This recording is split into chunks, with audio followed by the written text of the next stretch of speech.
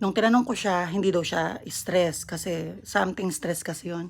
Health or stress. Kapag nagpagupit ka sa panaginip mo, pero gusto mo, ang gupit mo, ibig sabihin, emotional health. Kahapon, nung natulog ako, alam mo yung pakiramdam na gustong-gusto nang matulog ng katawan mo. Ang sakit na nung gilid ng mga mata mo. Pero yung isip mo alive na alive. So, ang ginawa ko, humiga ako sa set habang hinihintay ko yung anak ko. Natulog ako. Sa tulog ko na almost 2 hours lang kahapon, naginip akong 2 ahas. Kami naman din ni Mamang ang magkasama sa panaginip. After niya managinip ng ano yun pagupit siya. Ahas, 2 itim.